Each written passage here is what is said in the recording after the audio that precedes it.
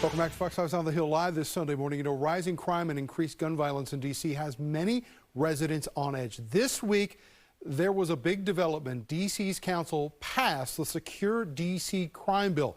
The comprehensive legislation includes stiffer penalties and pretrial detentions and redefines carjackings, amongst other things. The sponsor of that bill, Ward 2 Councilmember Councilmember Brook Pinto, sponsored that legislation, is back with us to talk us through those steps. It was a big week for an issue that has been on the minds and tongues of people in the city for a long time. What will this do in the immediacy of its passage and eventual signing by the mayor to do some reversals on crime trends that we've seen? Well, good morning, Tom, and thanks so much for having me back. I think that the passage of Secure D.C. sends a very clear message this week that the D.C. government stands united and together on this, and understanding that the status quo is not acceptable when it comes to crime and violence.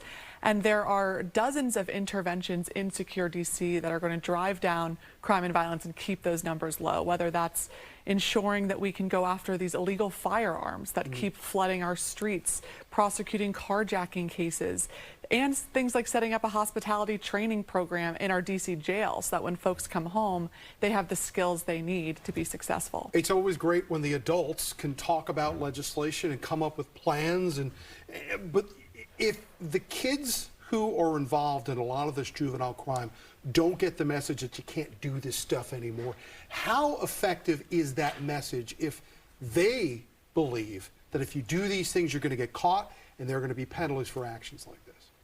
Well, that's why messaging is one piece and very important, but consequence and accountability is also another piece. We have to have a very clear system in D.C.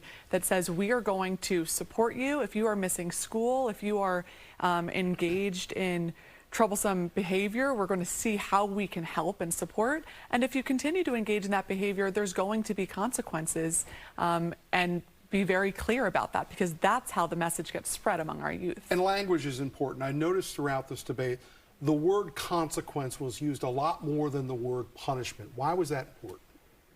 Well, I think particularly with our young people, but of people of all ages, it is a clear democratic value of ours to make sure that there is clear consequence and accountability and rehabilitation when you have committed a crime. And is that an acknowledgement that the problem is bigger than punishment? Because in some ways, it's easier to punish somebody than it is to figure out why they aren't in school, figure out why they don't have any money, figure out why they don't have a job. Right. It's a complicated matrix, and we believe as the government it's our responsibility to invest in our people and wrap our arms around our people and our families. One of the things we had heard from police officers was that they had felt that previous attempts to rein in their ability to do their jobs was getting in the way of law enforcement, getting in the way of fighting crime. What does Secure D.C. do as far as letting police officers do their jobs?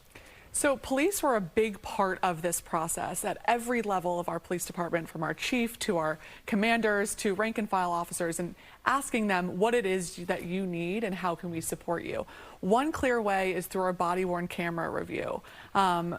Years ago, the council passed a law that said police can never review their body-worn camera in any case.